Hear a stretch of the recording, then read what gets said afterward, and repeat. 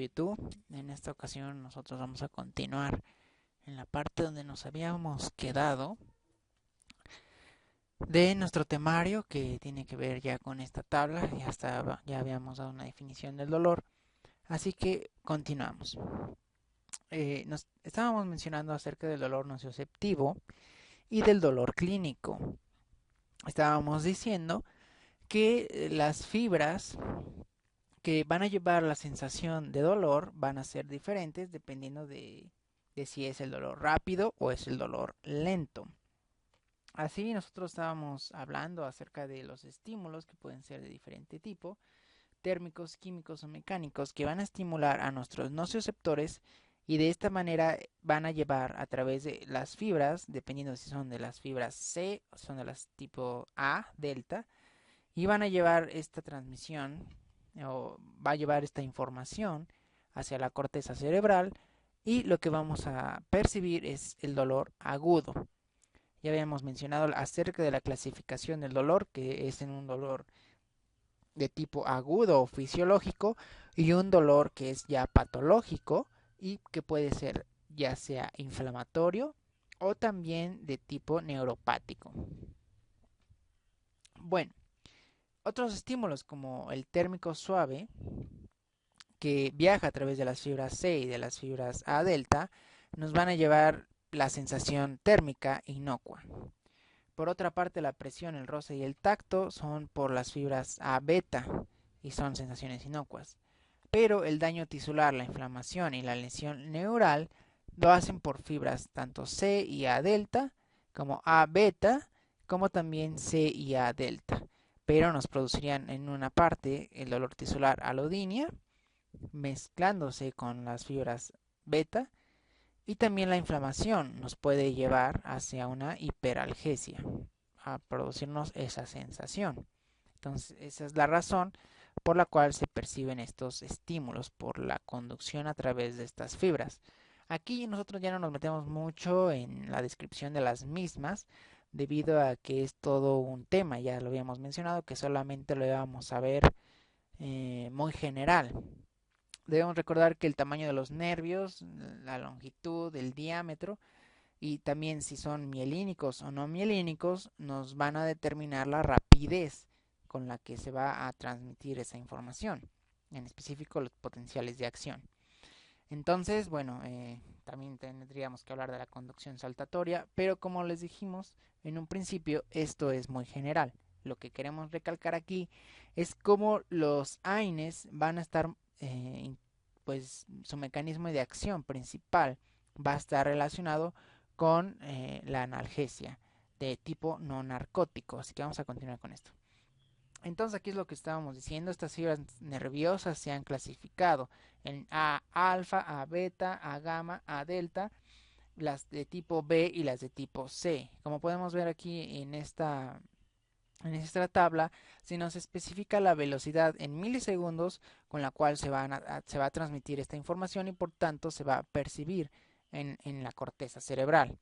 Entonces, las que nos interesan aquí son las de tipo C, que nos llevan el dolor, estas, las A delta y también las A gamma.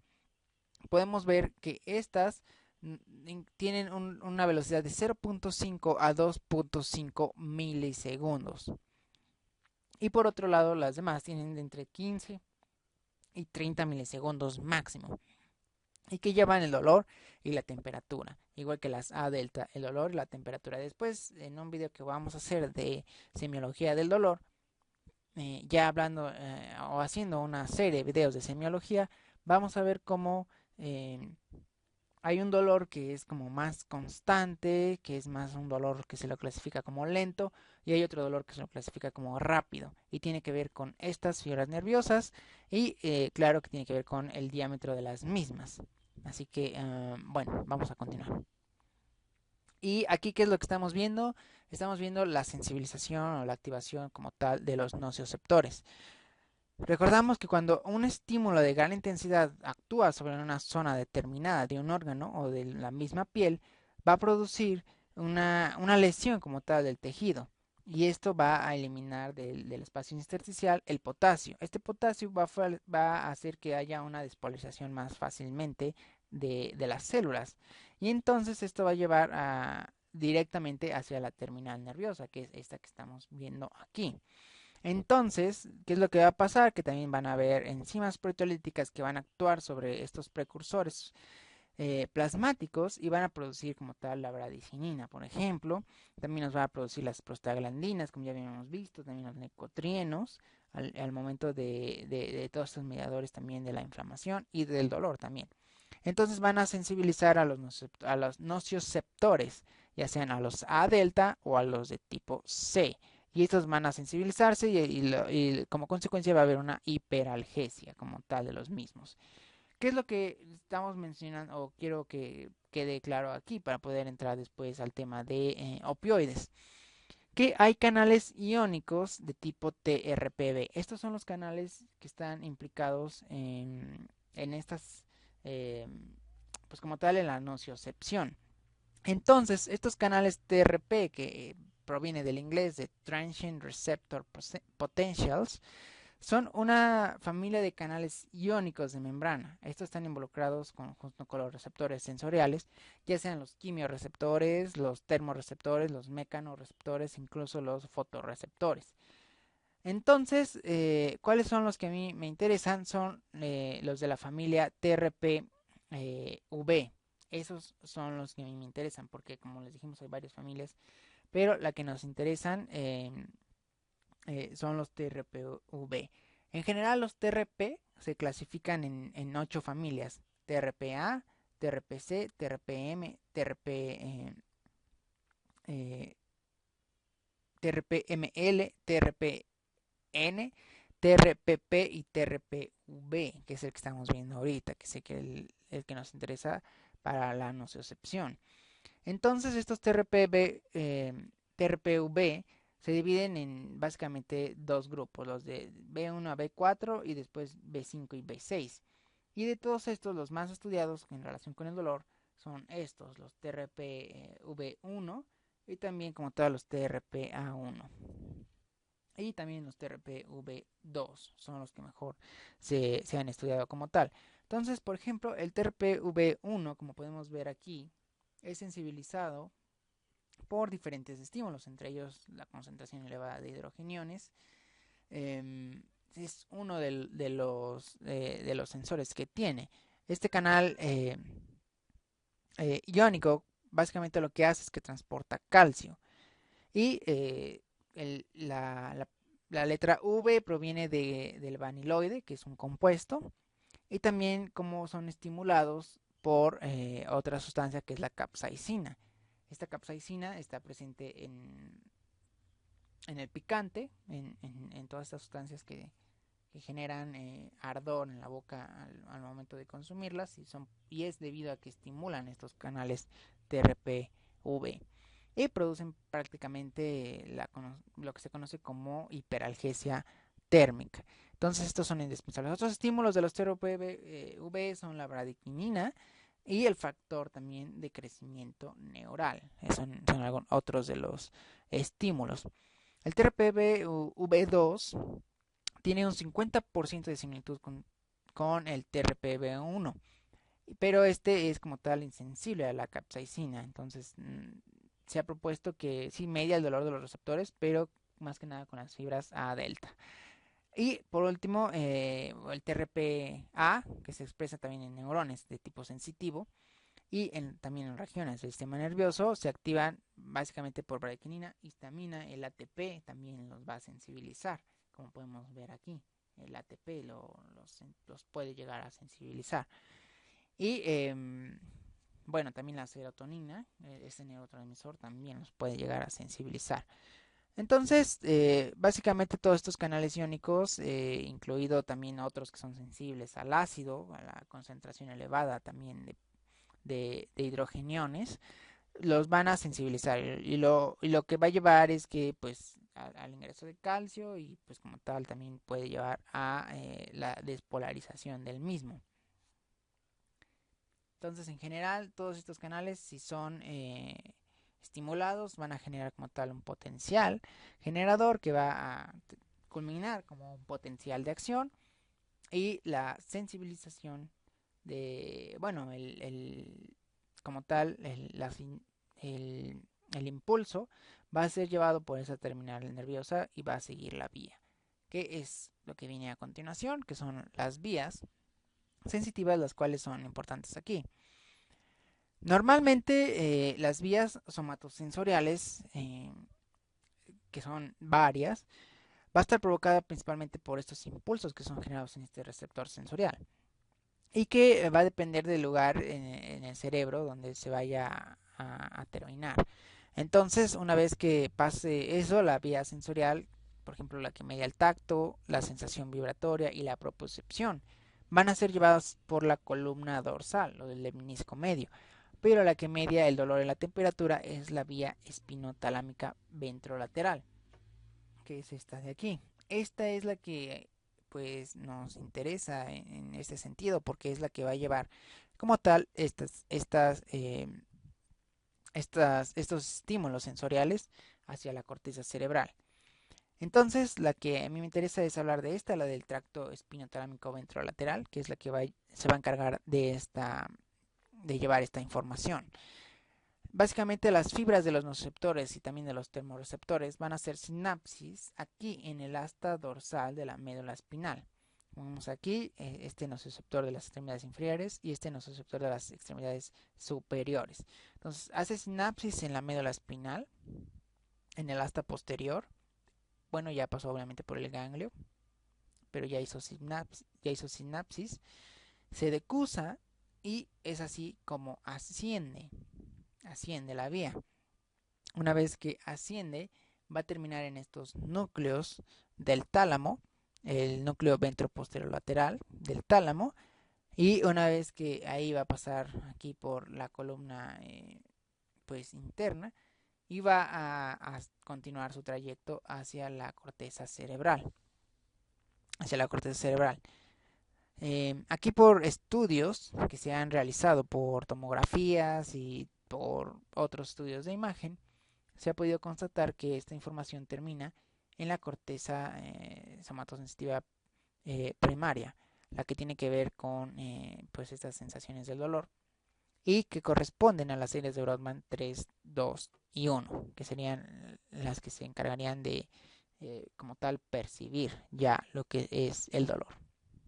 Entonces hasta aquí terminamos con esta parte de AINES. Aquí en esta última imagen podemos ver lo que les mencionaba, que son en el área somatosensorial primaria, es donde aquí en esta parte vamos a estar percibiendo estas sensaciones del dolor. Y bueno, esto solamente es por mencionar lo que tiene que ver con las extremidades superiores tanto inferiores, pero ya las sensibilidades de la cabeza, las sensibilidades del cuello, tienen ya que ver con el nervio trigémino, y aunque sí tiene que ver con la vía que acabamos de mencionar, pero hay más estructuras involucradas, hay más núcleos, hay más, ya tiene más que nada que ver con el nervio trigémino en el caso de la sensibilidad del rostro, de la cara, de los dientes, de todo eso, pero pues como les vuelvo a mencionar, esto es muy general, solamente nos quisimos establecer que hay una vía que es la que lleva a la sensación del dolor, que es la vía esta que acabamos de mencionar, la del tracto espinotalámico ventrolateral. También tendríamos que hablar del fascículo neoespinotalámico, el paleoespinotalámico, pero bueno, aquí terminamos con esta parte de la fisiología del dolor a muy grandes rasgos. Ya después en un video ya muy específico y muy completo vamos a estar revisando a detalle estas vías para poder comprender nosotros el dolor. Así que aquí damos por terminado esa parte y vamos ahora a seguir con la siguiente parte, que es ya hablando de los fármacos como tal, que son los antiinflamatorios no esteroideos. Perdón. Así que, bueno, vamos a comenzar con este tema.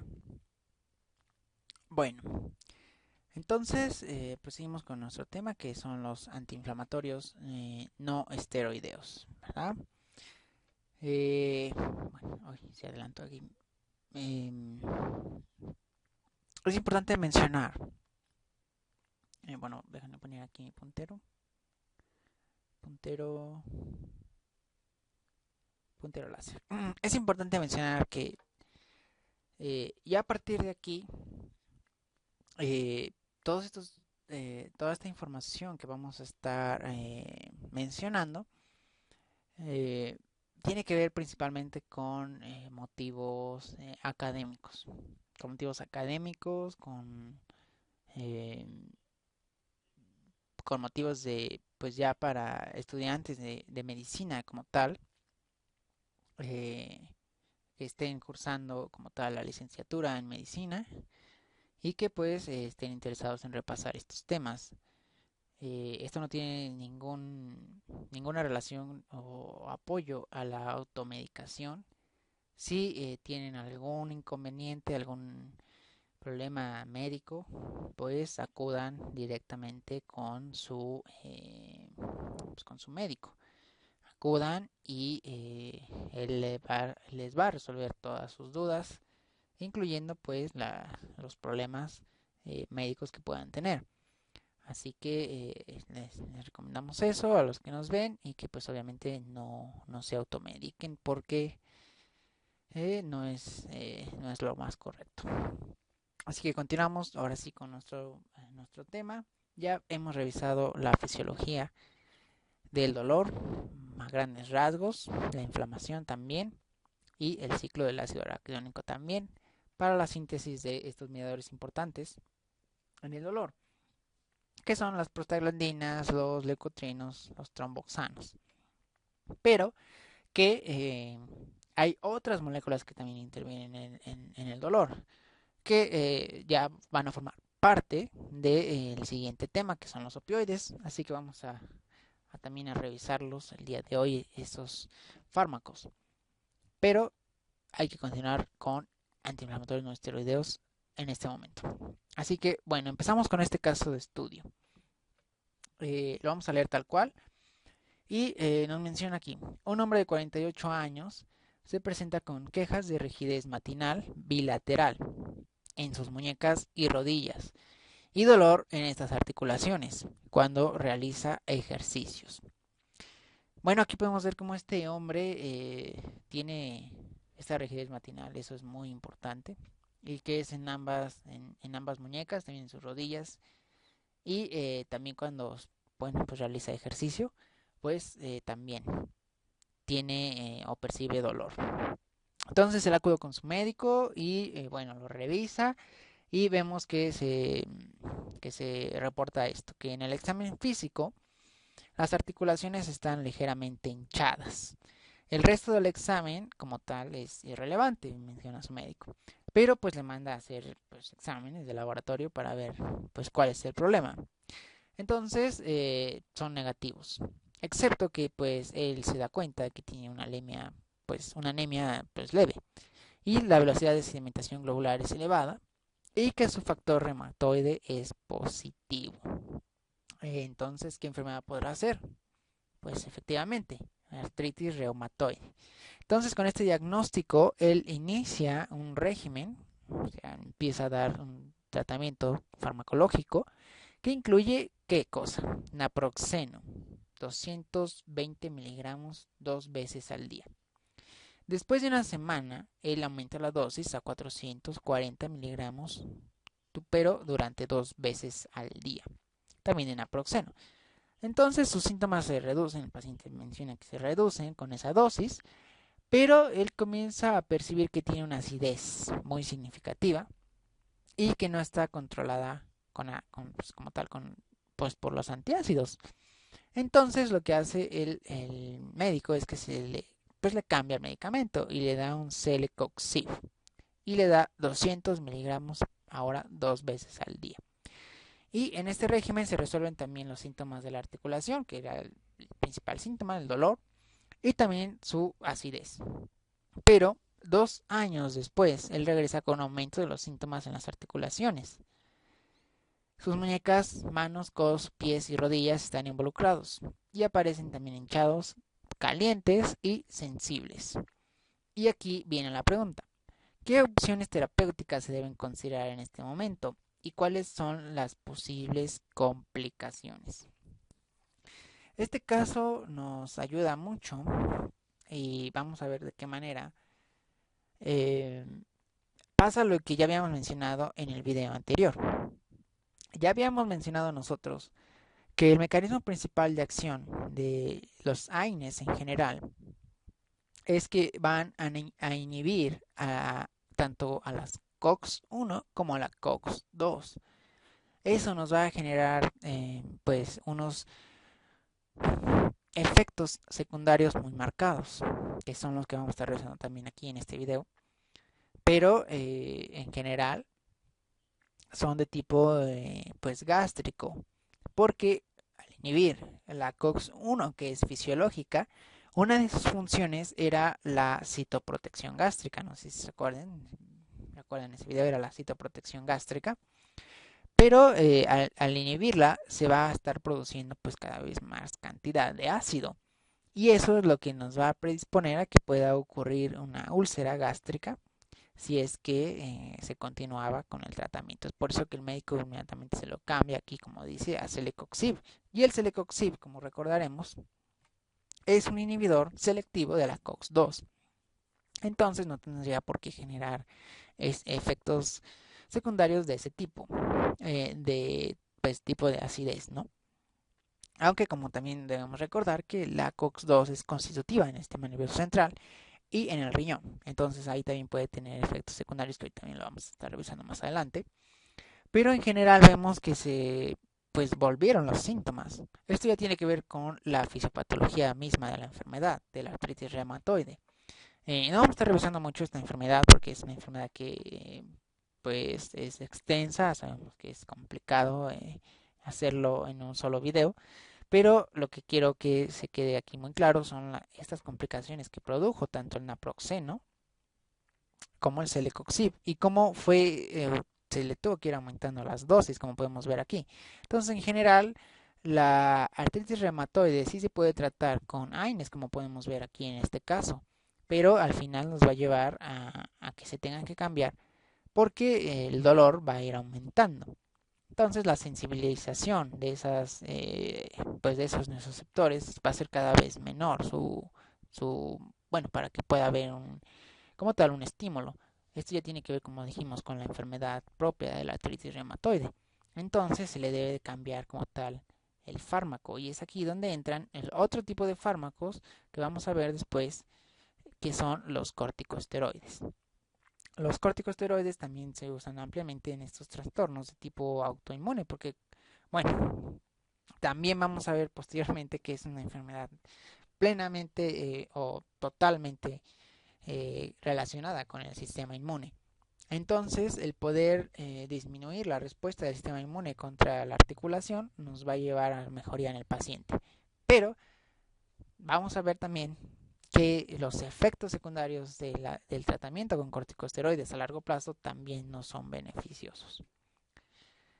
¿Y cuáles serían sus posibles complicaciones del uso de esa terapéutica con corticosteroides? Pues, entre otras, el incremento de peso, inmunosupresión y entre otras.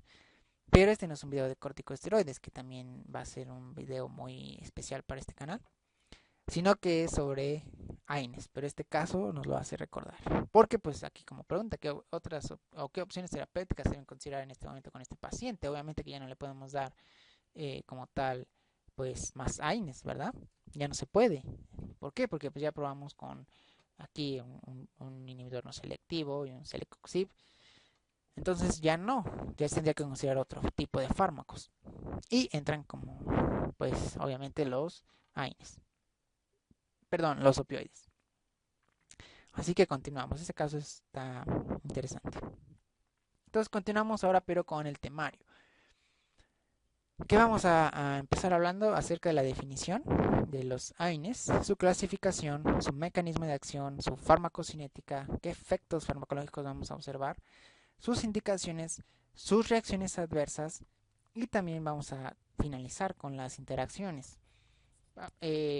Vamos a hacer videos después de AINES, vamos a tocar el tema de opioides, después corticosteroides, después nos vamos a meter como tal ya a los antihipertensivos. Después de antihipertensivos vamos a ver hipoglucemiantes e insulinas. Y después vamos a adentrarnos ya a los fármacos individuales de cada tema, ¿sí? Pero pues aquí los vamos a estar mencionando, su clasificación, todo para que sepamos dónde están, cuáles son, etcétera, etcétera. En general es un mecanismo de acción también. Así que vamos a proceder. La definición de AINES. ¿Cuál es la definición de AINES?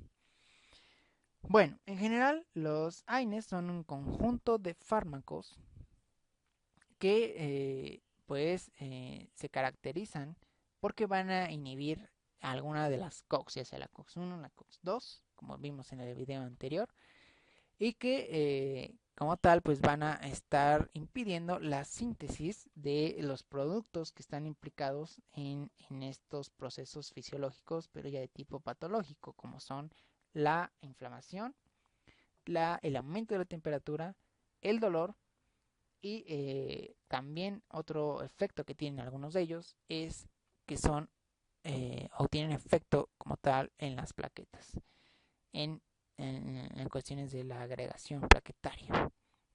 Entonces, estos fármacos se caracterizan por eso, porque se habla de las 3A.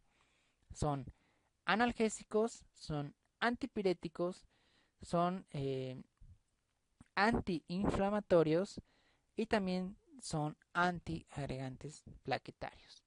Como ejemplo de ellos, pues aquí podemos ver el ketorolaco, podemos ver a la aspirina, que ya sería un salicilato, y al naproxeno. El naproxeno aquí sódico. Bueno, en general naproxeno, pero aquí es naproxeno sódico. Aquí podemos ver las distintas presentaciones que hay. Todos los hemos consumido en algún momento de nuestra vida. Los sabemos que pues vienen en tabletas, que te la dan y ya. Y pues bueno, también nosotros debemos de recordar que como médicos, al momento de recetar alguno de estos fármacos, debemos de tener ya como, pues muy establecido ya el diagnóstico para poder saber pues qué efectos vamos a esperar de nuestro paciente, qué vamos o qué esperamos que cambie, porque también tiene reacciones adversas estos fármacos, efectos secundarios, que pues muchas personas dirán, "Ah, bueno, pues es que es un AINE y no pasa nada", pero a largo plazo sí puede pasar. E incluso pueden haber intoxicaciones por los mismos. Entonces eso también es importante mencionar y que lo tengamos en cuenta y lo vamos a mencionar también más adelante. Así que ahora procedemos con la clasificación de estos fármacos. Vamos a ver que hay varias clasificaciones de los AINES. Hay una clasificación que hace referencia a su estructura química, como podemos ver aquí. Y que podemos ver aquí como ácidos, el ácido acetil salicílico, que es la aspirina, forma parte de los salicilatos, el diflunisal, que podemos ver aquí, el famoso paracetamol, que aunque hablamos de él aquí en estos AINES, no es un AINE como tal, también eso vamos a ver. El metamizol, que también muchos ya lo han escuchado, la indometacina también, el naproxeno, el diclofenaco, el ketorolaco, el piroxicam, meloxicam, celecoxib, que es el que estábamos viendo en el principio del video en el caso clínico, y el heterocoxib. Entonces aquí vemos una clasificación que hace referencia como tal a su origen, si son de tipo ácido o son de tipo no ácido, y estos que ya son inhibidores selectivos de la COX-2. También se los puede clasificar como inhibidores no selectivos de la COX, de las COX-2 o como selectivos de la COX-2. En general todos estos son no selectivos de la COX-2 y estos pues obviamente son selectivos. Entonces, ¿cuáles son los ácidos? Entre ellos tenemos aquí a los salicilatos, como cual, pues el de excelencia, el ácido acetilsalicílico. acéticos, podemos ver que está el indolacético, el pirrolacético y el fenilacético, a cuáles corresponderían a la indometacina, al ketorolaco, al diclofenaco. Los que son ya ácidos de tipo propiónico incluyen al ibuprofeno y al naproxeno. A los que son ácidos de tipo enólico incluyen ahí a los oxicams, específicamente al piroxicam y al meloxicam. Al antranílico, el ácido antranílico incluye al ácido mefenámico. Al nicotínico incluye a la clonixina. A los no ácidos incluyen a los para-aminofenoles, que aquí entra este fármaco que siempre hemos ocupado y que pues, es muy famoso, obviamente todo el mundo lo conoce, el paracetamol. A las pirazolonas, el metamisol. Y a los inhibidores de la COX-2, los de tipo sulfanamida, que serían el celecoxib, el metil sulfonilfenilo, el heterocoxib, y al sulfonil propanamida, que incluye al parecoxib. Entonces, esta es en general la clasificación que vamos a estar mencionando aquí en estos videos, a la cual pues le dimos como que más atención, pero como les acabo yo de mencionar, hay más clasificaciones. Ahora sí, vamos a ver el mecanismo de acción de estos fármacos. Aquí en esta tableta nosotros podemos ver cómo cada fármaco pues tiene una semivida, tiene una excreción urinaria del medicamento sin alterar en porcentaje, y aquí podemos ver la dosis. En general podemos ver como, por ejemplo, el ácido acetylsalicílico tiene una dosis de 1200 a 1500 miligramos, dependiendo pues, del paciente. Debemos recordar que estas dosis tienen que ser personalizadas, dependiendo de qué patología queramos nosotros tratar. Aquí podemos ver los salicilatos, el celecoxib, 100 a 200, el diclofenaco de 50 a 75, difusanal, y todos estos lo dejamos aquí para que lo puedan ustedes ver. Y su semivida, aquí podemos ver la semivida de 0.25 en horas, 0.25 horas, 12, 19 horas, 11, 1.1, 1.3 horas, 6.5 horas, 2.5 horas, 3.8, 2. Fíjense cómo la endometricina tiene ya mayor, bueno, 4 a 5. El meloxicam, vean cómo tiene más semivida, tiene 20. La navometona tiene 26, el naproxeno tiene 14 horas. Y estos tienen ya 58, tiene ya más estos, el 58 y 57, tanto el piroxicam como el oxaprocin. Así que continuamos con el mecanismo de acción. Y esto es algo que ya habíamos visto nosotros en el video, ya habíamos visto como de la posición 2 de los fosfolípidos de la membrana, una vez que por distintos estímulos son pues liberados, ya sea por estímulos de tipo de las células inmune, por rotura de las mismas, de las membranas, etcétera, va a llevar a que la fosfolipasa A2 use este ácido araquidónico y como tal pues produzca el mismo. O sea, de los lípidos de la membrana de la posición 2 nos va a producir la fosfolipasa 2 como tal al ácido araquidónico. Y aquí ya habíamos visto nosotros que son inhibidos. ¿Por qué? Por los glucocorticoides. Los glucocorticoides actúan a este nivel, inhibiendo como tal a la fosfolipasa A2. Y también a las COX, como vemos aquí, a la COX-2, que inhibe los glucocorticoides. No a la COX-1, solamente a la COX-2, recordemos eso. Y también aquí vemos como el celecoxib y el heterocoxib, que ya habíamos dicho, son específicos para la COX-2. Y la COX-1, que es constitutiva en el estómago, el intestino, el riñón y las plaquetas. Por eso es que hay esos efectos secundarios al momento de inhibirlas. Entonces, ¿qué hacen los AINES? Inhiben tanto a la COX-1 como a la COX-2. Y como tal, pues no va a haber los efectos de la patología como tal. Aquí la COX-2 vemos cómo es, pues aquí dice regulada, pero pues se expresa, como sabemos, cuando hay inflamación, dolor, fiebre, proliferación celular en el riñón, el sistema nervioso central. Entonces, en general, eso es lo que hacen los AINES. Bueno, aquí vemos otra vez otro esquema más específico. Ya vimos como por un estímulo, perturbación de las membranas celulares, se liberan los fosfolípidos, actúa la fosfolipasa 2, nos produce el ácido araquidónico. El ácido araquidónico puede entrar en dos vías, ya habíamos dicho, ya sea la vía de las ciclooxigenasas, produciéndonos en última instancia prostaglandinas, tromboxanos, como tal. Y si entran en la vía de las lipoxigenasas, nos van a producir leucotrienos. Ya habíamos mencionado que estos leucotrienos están involucrados en la patología del asma, en la fisiopatología del asma. Y ya habíamos dicho que se usan ciertos fármacos inhibidores de los leucotrienos como parte de los fármacos para la enfermedad del asma y que nos van a producir en general broncodilatación. Y que ya habíamos dicho que, que actúan los receptores CIS, LT1 y etcétera, etcétera. Pero en general, aquí podemos ver cómo en el mecanismo de acción los que inhiben como tal a la ciclooxigenasa son estos, los AINES.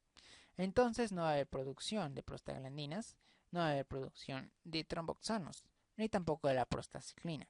Se van a modular en parte los leucocitos y como tal la inflamación que no va a haber.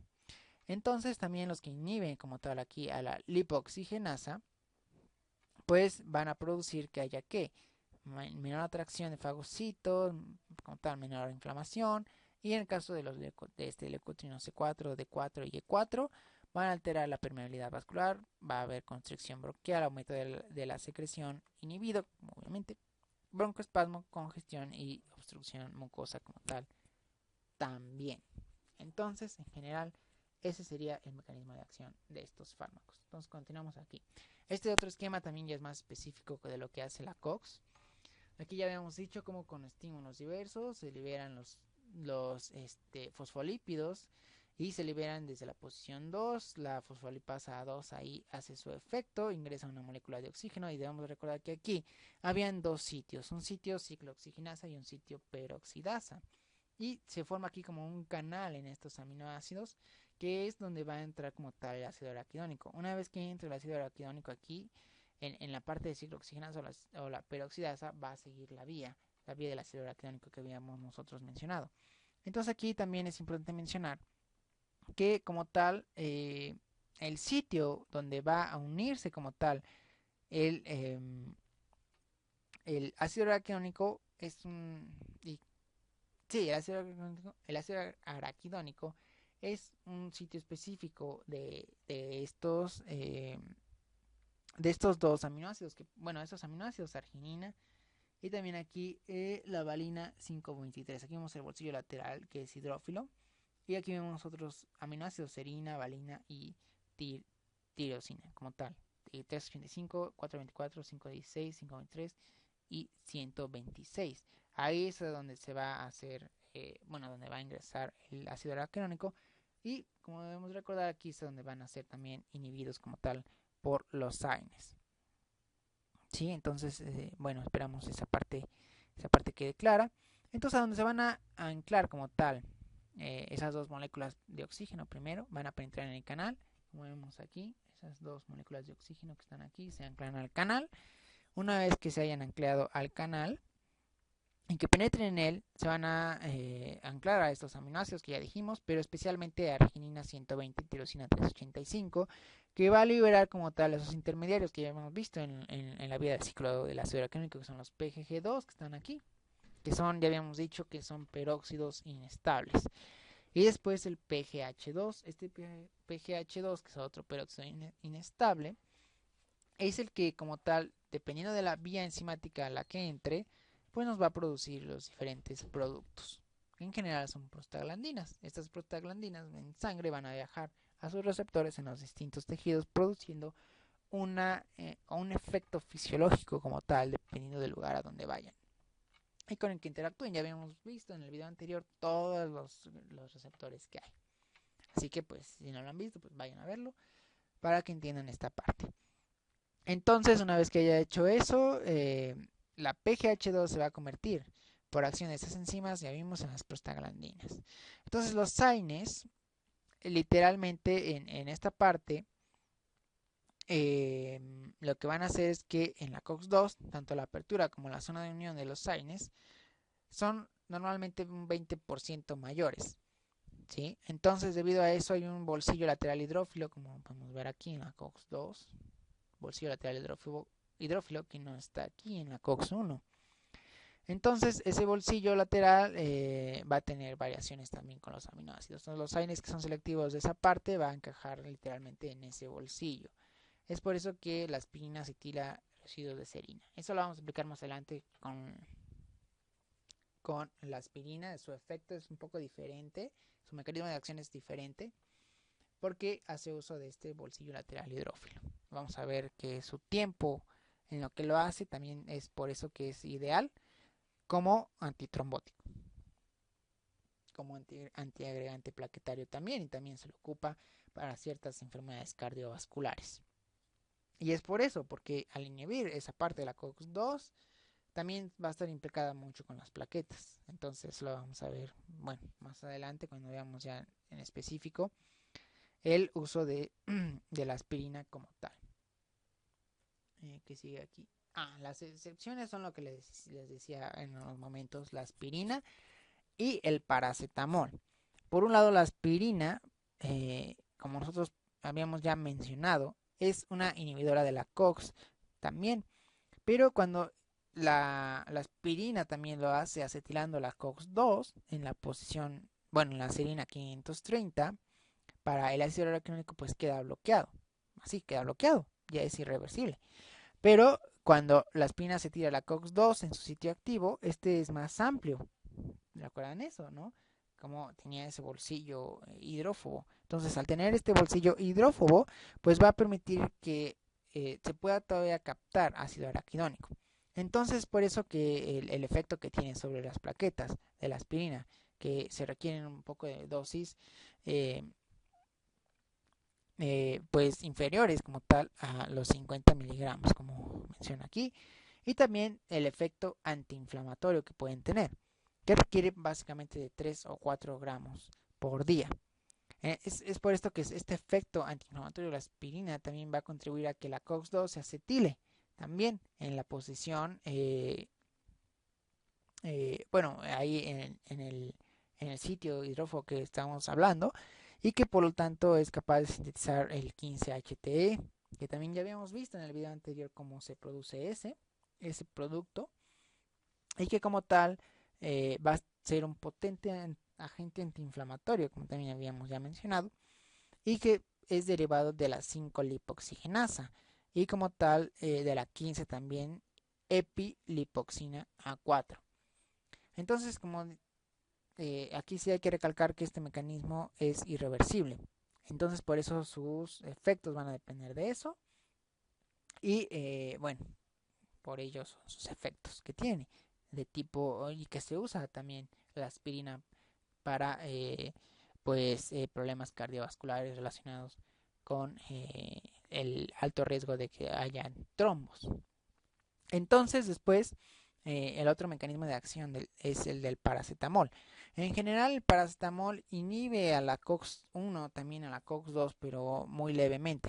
No lo hace como lo haría otros fármacos, como el naproxeno, por ejemplo. Entonces, este paracetamol se caracteriza porque reduce como tal la síntesis de las prostaglandinas, pero en las que haya una escasa concentración de peróxidos.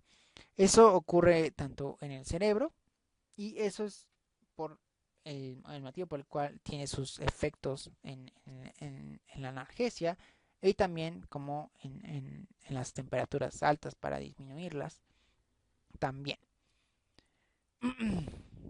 Entonces, esa sería la razón por la cual tiene sus efectos o sus mecanismos de acción diferentes. Ahora vamos a ver la farmacocinética de estos fármacos. En cuanto a la absorción, como podemos ver aquí, normalmente tienen una concentración plasmática máxima dentro de unas 2 a 3 horas y después de los alimentos. Esto es cuando la vía de administración es por vía oral. Y estos fármacos también van a sufrir un efecto del primer paso. Entonces aquí podemos mencionar que es importante que cuando se consumen estos fármacos con alimentos, la absorción y la biodisponibilidad de los mismos se puede retrasar y es por eso que puede tardar en que el fármaco comience a producir efectos como tal. Entonces, los antiácidos también van a retrasar, dependiendo de qué fármaco sea, la absorción de los mismos. Entonces, también algunos de los fármacos que se someten a este primer paso específicamente son el diclofenaco y la nabumetona. Entonces también el ácido acetilsalicílico también va a empezar a acetilar como tal las plaquetas, pero unos minutos después de que haya alcanzado la circulación presistémica también. Entonces se van a distribuir estos fármacos una vez que han llegado como tal a la circulación y se van a unir a proteínas en un 95%. Entonces como tal, una vez que se unen a las proteínas en ese 95%, normalmente lo van a hacer a la proteína de albúmina, es a la que se va a unir normalmente. Entonces, muchos de estos antiinflamatorios van a alcanzar esas concentraciones en el sistema nervioso central para que puedan tener un efecto como tal en el mismo, pero analgésico en ese sistema. Y el celecoxib, por otro lado, al ser más lipófilo, pues va a atravesar mejormente la barrera hematoencefálica y pues va a poder producir sus efectos más fácilmente en el sistema nervioso central. Entonces, algunos de estos fármacos están especializados para que puedan ingresar a las articulaciones inflamadas o lesionadas y muchos antiinflamatorios tienen esta capacidad de entrar a estas y llegar a estos sitios anatómicos. Pero también puede ser que las concentraciones en los líquidos sinoviales, por ejemplo, como el diclofenaco, sí, pues sea un poco, bueno, se requiera más del fármaco para poderlo medir. Y bueno, los métodos que se han eh, diseñado para mejorar la administración dérmica de todos estos fármacos, pues tiene que ver con la ion, iontoforesis o también con ciertos potenciadores de la penetración química y todos estos están ahorita bajo investigación. Entonces, en cuanto ya a su metabolismo, vamos a ver que sufren, su metabolismo y excreción va a ser pues principalmente hepática, por estas van a sufrir oxidación e hidroxilación y glucuronidación también, para que se puedan metabolizar y se van a excretar en el riñón.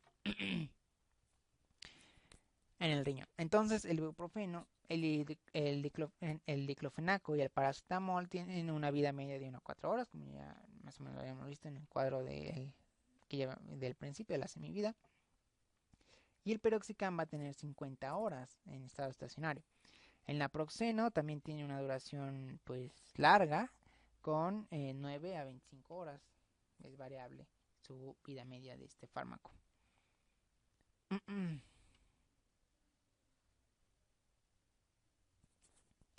Así que bueno, ahora vamos a pasar a la siguiente parte, los efectos farmacológicos. Entonces ya hemos visto en general su mecanismo de acción, ya sabemos cómo es la farmacocinética de los mismos y ahora pasamos a ver qué efectos farmacológicos van a producir en nuestro organismo. Dijimos que son las 4 A's, una de ellas es la acción analgésica. La primera A, son útiles o van a tener un efecto al momento de que hayan dolores de tipo articular, dolores de tipo muscular, de tipo dentario y también cuando haya cefaleas, como podemos ver aquí. También en los dolores de tipo postoperatorio, en las dismenorreas y en el dolor postraumático. Ahora, en las vías del dolor ya habíamos nosotros mencionado un poco acerca de estos canales. De hecho, iniciamos con esto, con los TRPV de tipo 1, como son sensibilizados. Y de esta manera permiten que se ingrese calcio y como tal, pues los potenciales de acción también pues sean los que lleven la información a través de las terminaciones nerviosas. Y aquí vemos como las que están implicadas en esta sensibilización de estos canales TRPV son las prostaglandinas E2 y a su vez cómo interactúan con esta proteína G que eleva la proteína quinasa C, la proteína quinasa A y sensibilizan este canal que es bueno, que va a permitir el ingreso de calcio y de sodio y de esta manera van a sensibilizar a la terminación nerviosa. Entonces, en general, a nivel periférico, estas prostaglandinas que son liberadas, ya sea por un traumatismo, que ya hemos dicho, o por una inflamación, o por los mismos, las mismas células del sistema inmune, van a sensibilizarnos a estas terminaciones nerviosas libres o pues a los nociceptores. Y van a hacer uso de distintos canales iónicos, como los canales de sodio, los canales estos de TRPV. Y bueno, en general estos canales iónicos nos van a permitir el paso de iones, ya sea sodio, calcio, para que se sensibilice a esta terminación nerviosa. Entonces los SAINE van a inhibir como tal la síntesis tanto de las prostaglandinas, al inhibir a las ciclooxigenasas, como ya habíamos dicho, pero en especial a la prostaglandina E2 y a la prostaciclina.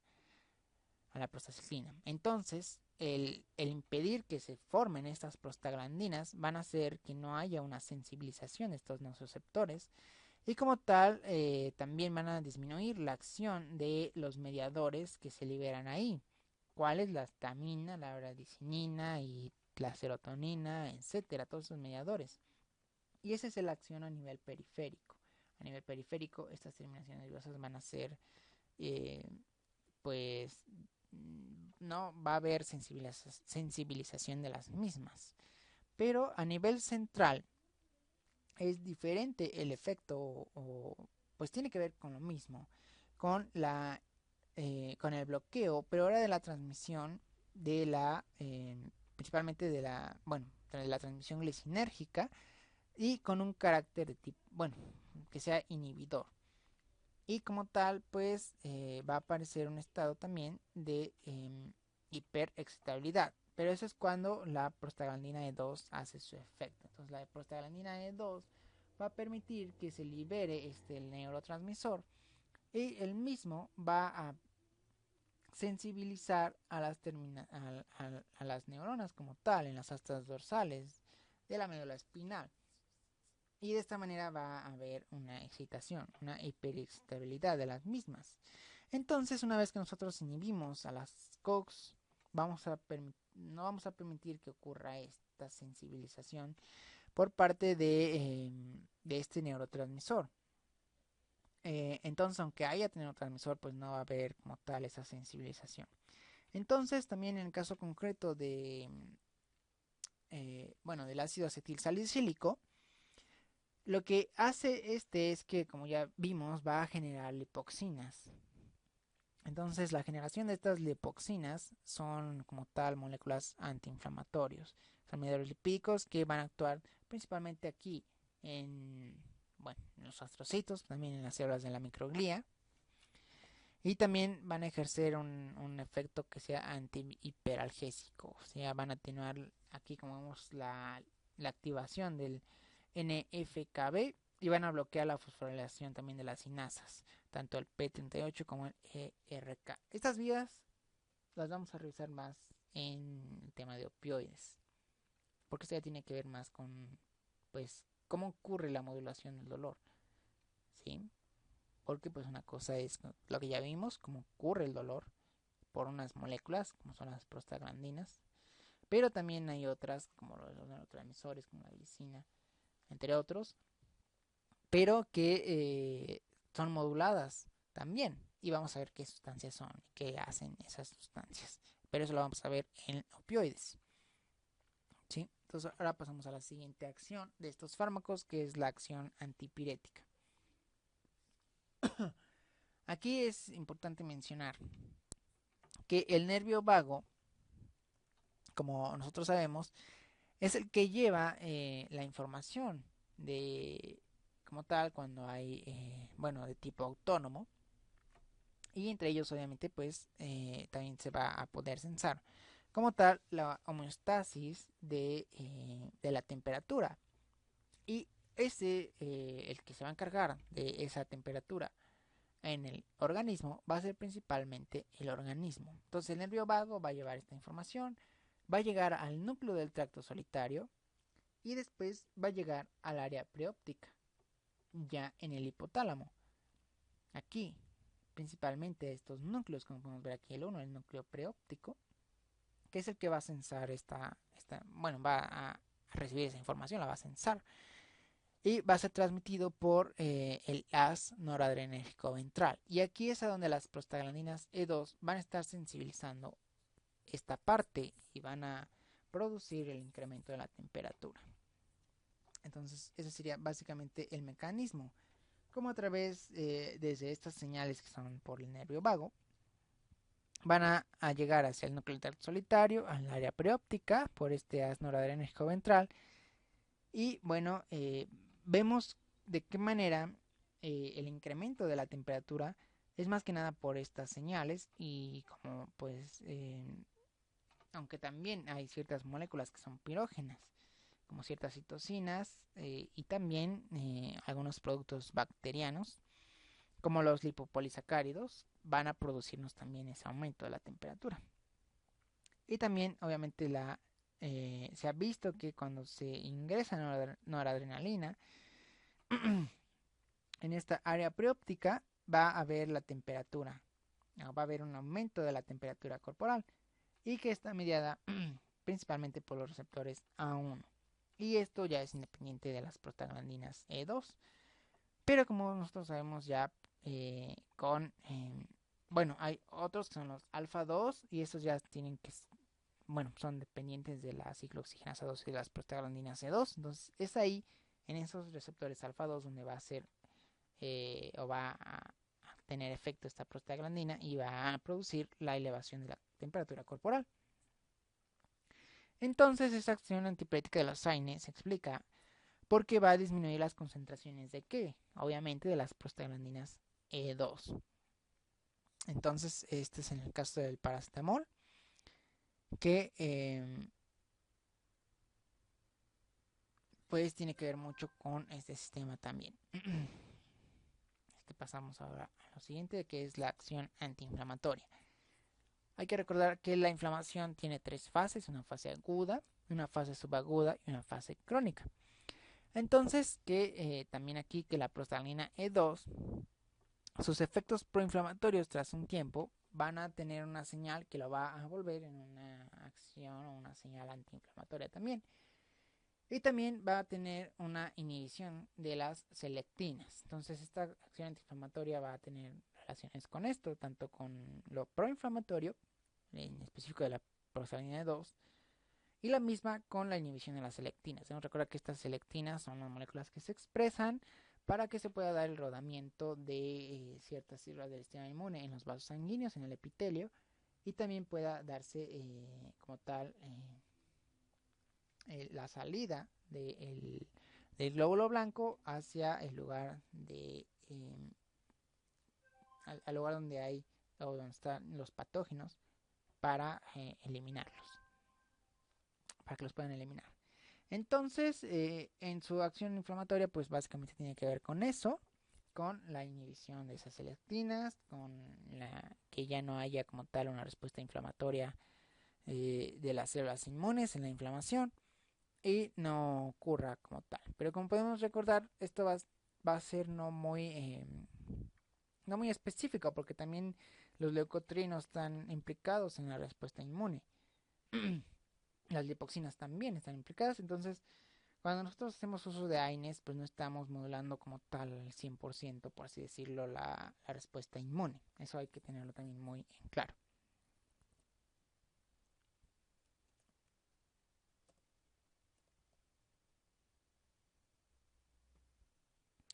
Y bueno, en cuanto a la acción antiplaquetaria, vamos a ver cómo se disminuyen las concentraciones específicas de tromboxanos A2 y de esta manera se va a impedir que ocurra esta reacción. Pero no todos los AINES comparten esta acción, sino que solamente va a ser consecuencia de un efecto inhibidor de la COX-1. Entonces aquí tiene mucha relevancia lo que es el ácido acetil salicílico, que es lo que le estaba yo mencionando al principio del video, que debido a que su efecto inhibidor de la COX-1 es irreversible.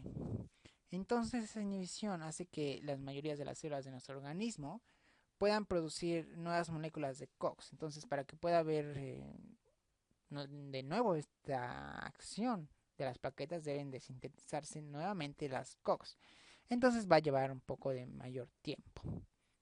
Eso va a tener pues es importante y también puede ser algo pues terapéutico como tal, útil, pero también puede ser indeseable en las plaquetas. Eso es para pacientes que tienen problemas con la coagulación y pues hacer uso del mismo pues puede producir como tal hemorragias. Entonces también vemos como al ser incapaces de sintetizar nuevas proteínas y una vez que se acetila la COX-1 en el paso de la circulación a través de de la circulación portal, una vez que se haya desatilado como tal hepáticamente el ácido acetil salicílico, va a ser inhibida la plaqueta como tal durante todo el tiempo de su vida, que son normalmente de 8 a 11 días, que es el tiempo que va a estar como tal inhibida. Entonces, como consecuencia de eso, va a haber un descenso de las concentraciones de tremboxano 2, que era lo que estábamos mencionando, y va a ser como tal el responsable de los mecanismos que inducen a esta agregación antiplaquetaria. Entonces, para que se pueda conseguir un efecto antiagregante, debe inhibirse como tal la síntesis de este tremboxano A2 y va a ser en un porcentaje superior al 95% para que pueda verse esta acción. Entonces, vemos cómo se va a utilizar este efecto para que nosotros podamos prevenir los accidentes tanto tromboembólicos, coronarios y tanto cerebrales, y también para que no haya reacciones adversas para bueno, también es importante que pueden haber esas reacciones en, en el caso de la aparición de hemorragias. Entonces, eso también es importante mencionar. El resto de los AINES inhiben también de forma variable a la COX-1, pero pues no es irreversible. Entonces la agregación plaquetaria y el efecto que tiene sobre el mismo pues va a ser dependiendo de la eliminación que tenga el fármaco del plasma. Pasamos a la siguiente acción, que es la acción uricosúrica. Esta, eh, esta acción se usa también para el tratamiento de eh, pues distintos trastornos que tienen que ver con esta parte del ácido úrico. En general, esta acción va a ser consecuencia de la inhibición del transporte del ácido úrico en la nefrona. Aquí en la nefrona, específicamente desde la luz del túbulo renal hasta el espacio del intersticio. Entonces, esto se va a tratar de un proceso que tiene que ver con la competencia con el transporte de otros ácidos orgánicos y que solamente va a ser apreciable con algunos de estos AINES y que tienen que ser, por ejemplo, a dosis elevadas de los salicilatos en los que vamos a ver este efecto. Y bueno, esto también es importante porque van a haber otros AINES que pueden ser ocupados para ese mismo efecto, como son la indometacina, que se usa también para el tratamiento del ataque agudo de la gota, que es como vamos a ver cuando hay gota, es cuando hay elevadas cantidades de ácido úrico. Hay hiperuricemia, pero este ácido úrico como tal se sedimenta en las articulaciones, bueno, comienza a, pues sí, a acumularse en las articulaciones y produce una respuesta inmunológica y pues hay ataques agudos de gota por lo mismo. Y a dosis altas son útiles para pues la acción analgésica de esta misma reacción que ocurre y también la inflamación. Ahora sí, ¿cuáles son las indicaciones de estos fármacos? Vamos a ver que está indicado cuando hay espondilitis anquilosante, esta enfermedad, cuando hay artritis reumatoide, que es el caso que hemos visto al principio de este video, cuando hay dolor de tipo muscular, cuando hay osteoartritis, cuando hay inflamación también en general muscular, cuando hay inflamación por espondilitis, por artritis reumatoide, por dolor muscular, por osteoartritis o por gota, como podemos ver aquí, por los cristales de ácido úrico, ahí está inflamación. En el dolor también, obviamente, es indicado para estas afecciones, como pueden ser las cefaleas y las dismenorreas también. También puede ser indicado para ocasiones en las que haya fiebre, puede ser indicado también. Y también como cardioprotector, y también puede ser indicado para para el cierre del ducto arterioso persistente, como podemos ver aquí en este